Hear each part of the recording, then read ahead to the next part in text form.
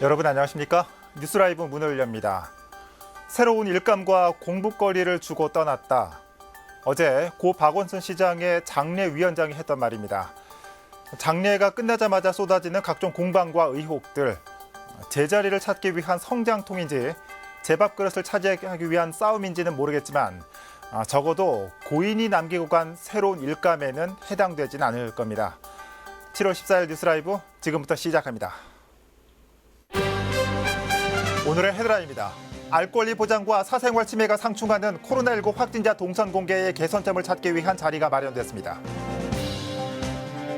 박원순 서울시장 사망 이후 그린벨트 보존 등 역점 사업 추진 동력이 약해질 거란 전망이 나오고 있습니다. 청년들의 취창업을 돕기 위한 서울 청년센터가 마포구에 들어섭니다. 종합상담과 사회관계망 서비스를 지원하며 오늘 12월 개관합니다. 민선 7기 반환점을 둔 서양호 중구청장에게 공약 추진 사항과 코로나 예방 활동, 남은 임기 동안의 계획을 들어봅니다.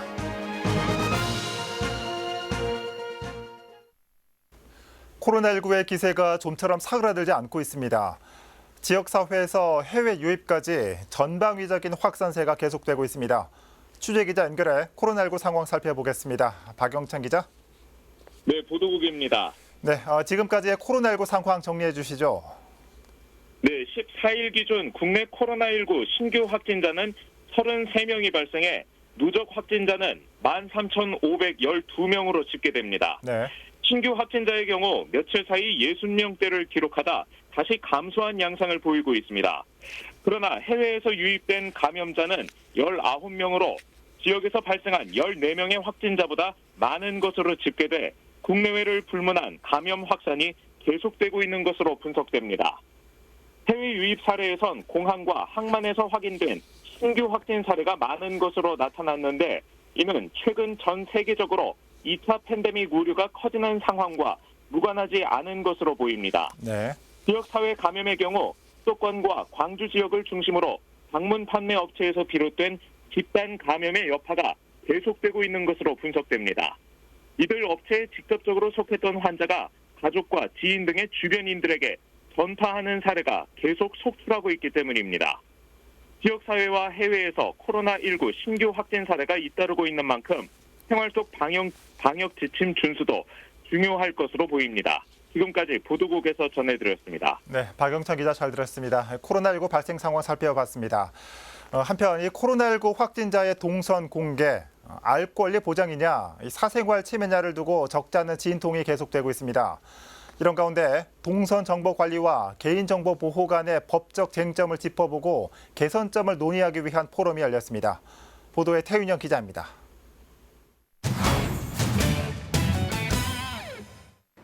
송파구와 법률 전문단체 한국공법학회가 마련한 포럼.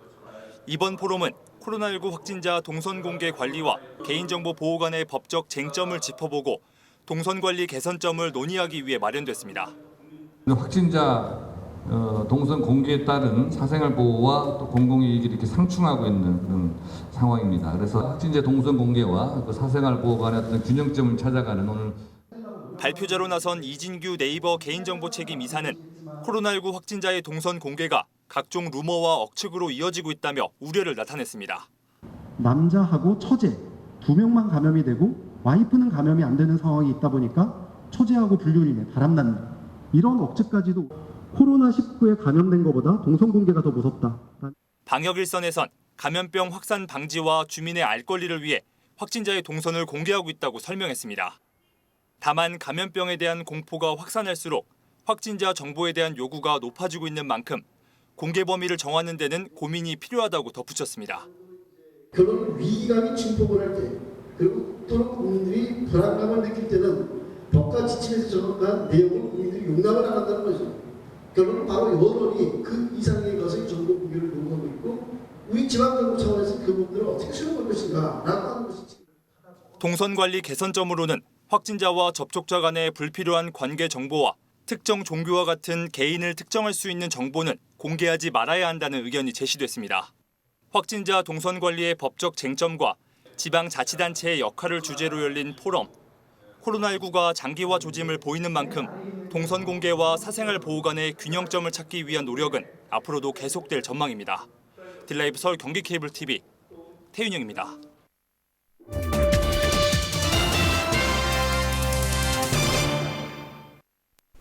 역대 최장수 서울시장을 지낸 고 박원순 시장. 인권 변호사와 시민운동가를 거쳐 서울시장에 이르기까지 오랜 시간 걸어온 만큼 남긴 발자취도 많습니다. 이주협 기자가 짚어봤습니다. 경남 창녕 출신으로 인권 변호사로 활동했던 박원순 서울시장. 무려 9년여간의 여정은 2011년부터 시작됐습니다. 당시 오세훈 전 서울시장이 무상급식에 반대하며 자리에서 물러나자 박 시장은 보궐선거에 무소속으로 출마해 당시 한나라당 나경원 후보를 꺾고 당선됐습니다. 이어 2014년 6.4 지방선거에는 현직 시장으로 출마해 재선에 성공했고 서울 10년 혁명을 마무리하겠다며 나선 3선 도전에도 성공해 역대 최초 3선 서울시장이란 타이틀을 얻었습니다.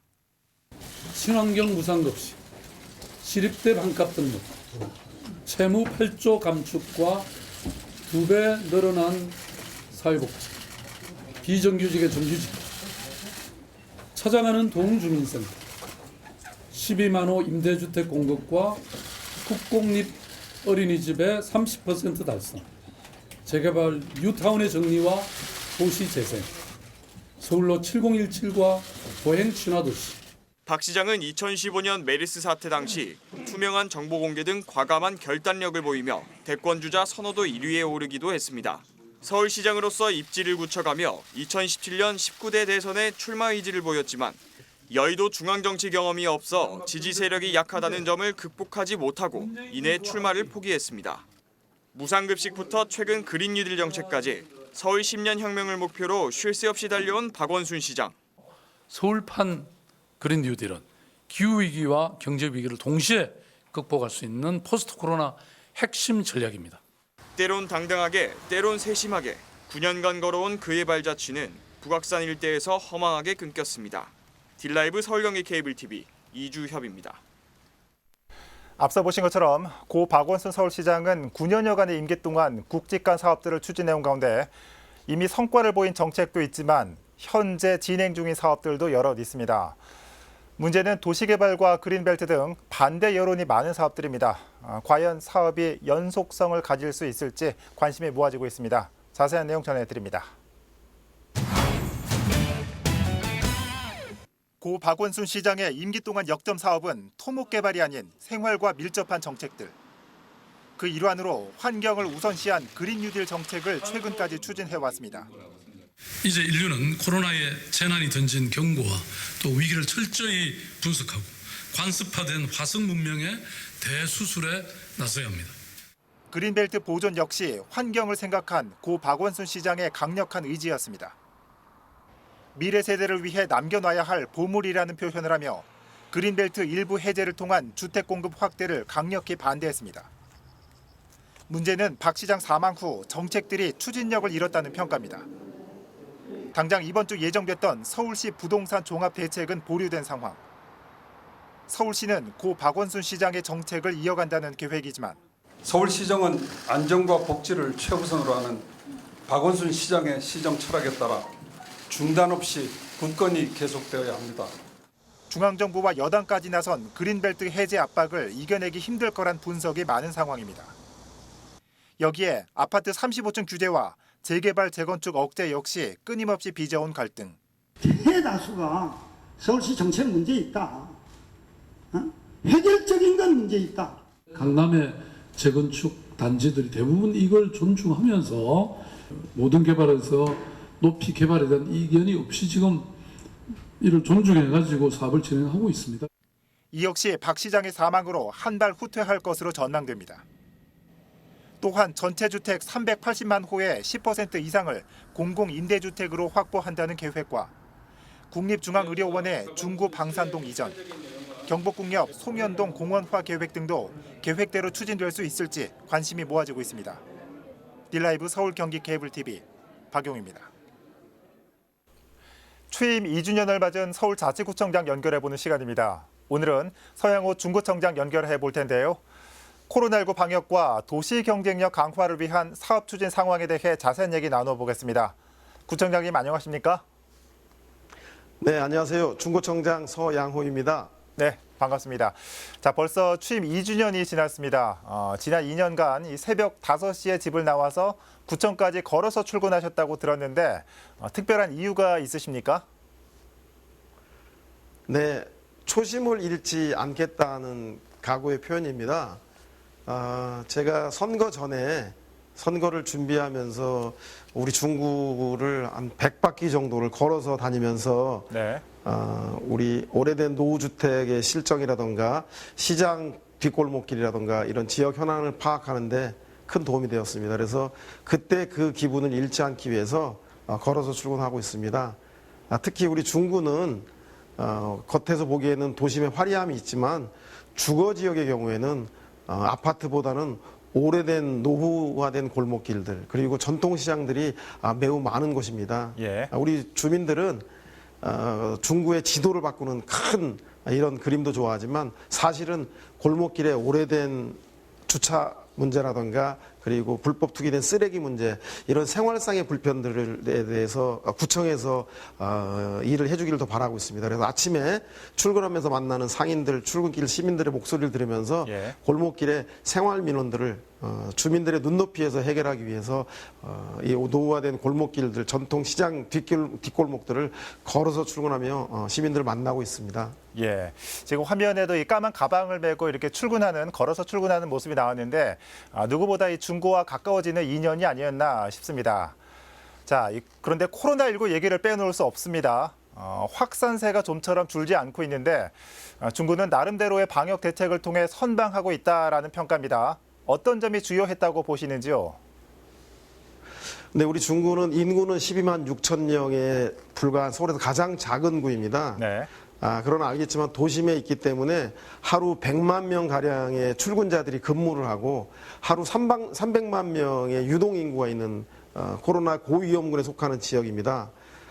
그렇기 때문에 우리 중구는 다른 자치구보다 먼저 대응한다, 과감하게 대응한다, 꾸준히 대응한다는 이 세 가지 원칙을 가지고 서울시에서 최초로 해외 입국자가 많은 그 시기에 시내 호텔을 임시 격리 시설로 지정하면서 해외에 입국한 분들이 집에 있는 가족과 지역 주민과 섞이지 않고 14일간의 자가 격리 기간 동안을 시내에 있는 호텔에 머물면서 예. 격리하는 그런 그 정책들을 선도적으로 진행하였고요. 이 밖에도 숙박업소라든가 쇼핑업소 그리고 전통시장 영유아 시설 및 초중등 고등학교에 대해서 방역 전문업체의 용역을 맡기는 등 타 자치단체보다 먼저 코로나에 대응을 해왔습니다. 두 번째, 과감하게는 저희 중구 관내 자영업자분들이 많은데 노가리호프 골목이라든가 예. 그리고 중앙아시아 거리 그리고 중림동에 있는 콜센터에 접촉자라든가 의심 환자가 생겼을 때 선제적으로 선별 진료소를 설치해서 전 직원들 그리고 사장님들 비롯한 자영업자 전체를 대상으로 과감하게 선별 진료를 통해서 그 검체 채취를 하면서 대응을 해왔습니다.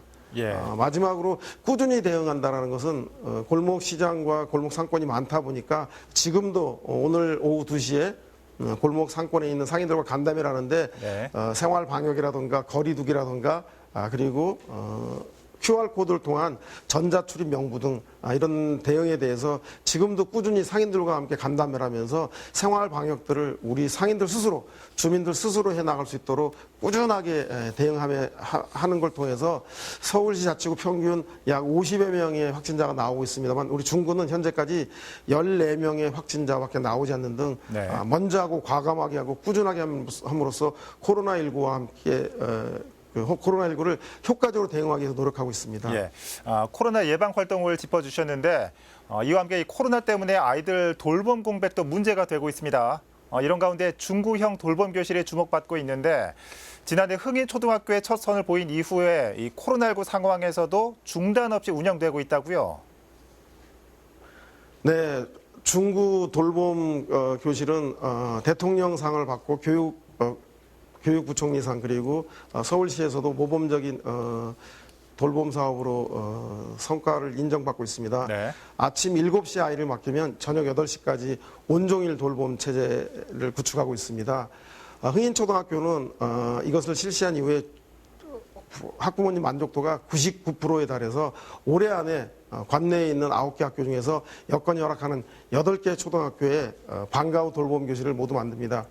아이들이 줄어들기 때문에 학교에 교실이 남아돌지 않습니까?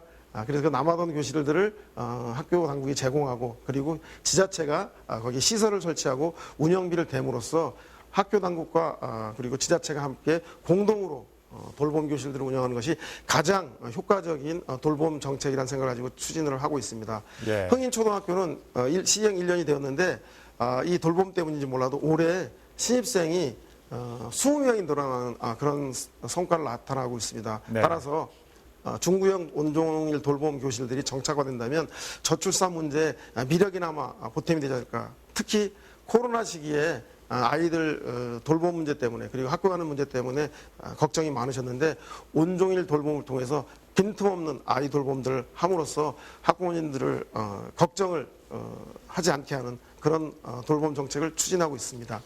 네, 교육 얘기 하나 더 해보죠. 이 동화동에 중구교육지원센터가 조만간 정식으로 개관한다고 들었습니다. 소개 좀 해주실까요? 우리 중구는 인구 12만 6천 명밖에 되지 않은 이유 중에 가장 큰 이유가 네. 아이를 키우기 힘들어서 초등학교 6학년에서 중학교 입학할 때 중구민 학생 수가 약 18%가량이 감소합니다. 네. 아이 키우기 힘들어서 중구를 떠난다는 문제를 반드시 해결해야 하는데요. 그것을 해결하기 위해서 동화동에 교육지원센터, 우리 아이들에게 이로운 도움이 되겠다는 이로움 센터가 7월 21일 날 개관을 하게 됩니다. 중구의 교육 문제를 전체적으로 총괄하는 컨트롤 타워의 역할을 하는 교육지원센터가 들어섬으로써 아이 키우기 힘들어서 중구를 떠난다는 이야기가 없고 아이 키우기 좋은 그런 중구를 만들기 위해서 교육지원센터를 준비하게 되었습니다. 네. 자, 마지막으로 이 중구 주민들에게 앞으로 남은 2년 어떤 계획을 갖고 있는지 말씀 부탁드립니다. 우리 중구는 대도시 중구가 모두 그렇듯이 상업하기 좋은 곳, 경제활동하기 좋은 곳이다 보니 사람들이 살기엔 조금은 다소 불편한 곳이 많습니다. 그래서 그동안 2년 동안 추진해왔던 역사에 대한 존경의 의미를 가진 어르신들을 잘 돌보는 어르신 복지와 그리고 미래를 위한 투자인 우리 자라나는 아이들을 위한 교육 지원 활동들을 더욱더 강화할 것입니다. 이와 함께 남은 2년 동안 생활 SOC 확충과 재배치 사업을 본격적으로 할 것입니다. 중구민을 위한 도시를 위한 여정들을 쉬지 않고 묵묵히 실천해 나갈 계획입니다. 네. 자, 이 매일 새벽 5시부터 중구를 만나왔던 지난 2년을 통해서 중구에도 많은 변화가 분명히 있었을 겁니다. 자, 앞으로의 활동도 기대하겠습니다. 구청장님, 오늘 말씀 고맙습니다. 네, 고맙습니다. 네. 민선 7기 반환점을 돈 서양호 중구청장 만나봤습니다.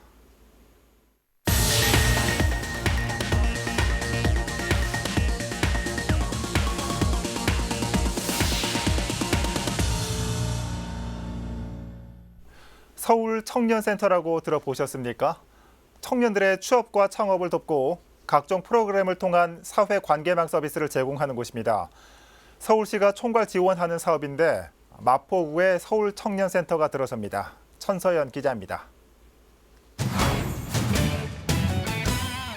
마포구에 서울 청년센터가 만들어집니다. 청년센터는 서울시가 권역별로 만든 청년 지원 공간, 청년들의 취업과 창업을 돕고 종합 상담을 비롯해 청년들을 중심으로 한 사회 관계망 서비스를 제공하는 곳입니다. 지난 1월 마포구가 서울시에 사업 계획서를 제출했고 최근 사업이 확정돼 12억 5천여만 원을 내려받았습니다. 취업을 준비하는 학생들을 위해서 취창업에 대한 정보 제공은 물론 공간 제공도 해주고 있고요. 기호에 맞는 취미를 선정해서 취미 프로그램 등을 운영함으로써 이분들이 자연스럽게 이곳에 와서 활동을 할 수 있게 그 기반 마련을 해주는 청년센터가 들어서는 곳은 합정역 신한류 플러스 부지입니다. 전체 270여 제곱미터 규모, 내부는 회의실과 청년 라운지, 세미나실과 상담실, 공유 주방 등을 갖출 계획입니다.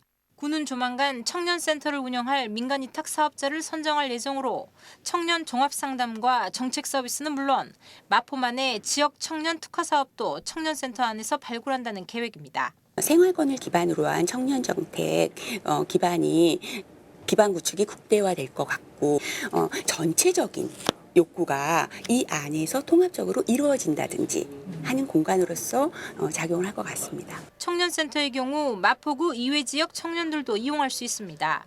서울청년센터 마포는 리모델링 공사를 거쳐 오는 12월 정식 개관합니다. 빌라이브 서울경기 케이블TV 천서연입니다. 성동구가 GTX C노선 왕십리역 신설을 위한 타당성 용역을 발주했다고 밝혔습니다. 성동구는 국토교통부에서 시행하는 GTX C노선의 기본계획 수립이 9월로 예정된 만큼 긴급 공고 형태로 입찰을 내고 연구 용역을 발주했다고 전했습니다. 이번 용역에서는 왕십리역의 GTX C노선 정차역 신설 시 소요되는 건설비와 이용객 수요, 경제성 등을 종합적으로 분석할 계획입니다. 한편 성동구청과 주민들은 지난달 말 GTX C노선이 왕십리역에도 정차해야 한다는 내용을 담은 15만 명의 서명부를 국토부에 제출한 바 있습니다. 강남구는 서울디지털재단과 지난 9일 코엑스에서 강남 스타트업 포럼과 스테이지 유레카를 공동으로 열었습니다. 올해 말까지 매월 둘째 주 목요일에 열리는 강남 스타트업 포럼은 이번이 3회차로 한국 스타트업의 해외 진출과 코로나 이후의 미래 교육을 주제로 초청 강연이 마련됐습니다. 서울디지털재단은 올해 처음 스테이지 유레카를 통해 내년 미국 라스베이거스에서 열리는 CES 참가 스타트업을 선발했습니다. 강남구는 스타트업 포럼의 초청과 강연, 토론 같은 참여형 프로그램을 통해 스타트업 경영 전략 수립을 지원하고 있습니다.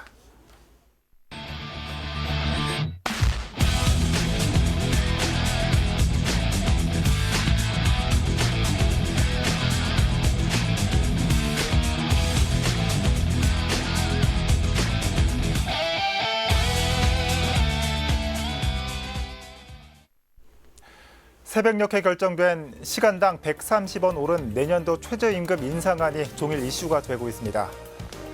더 많이 소비하기 위해서는 더 많이 생산해야 하는, 즉 일을 더 해야 하는 딜레마처럼 노동의 가치를 단순히 숫자로만 계산하는 최저임금의 굴레는 어쩌면 현대인이 만들어낸 뇌비우스 같은 반복되는 갈등의 연속일 겁니다. 뉴스라이브 마칩니다. 시청해 주셔서 고맙습니다.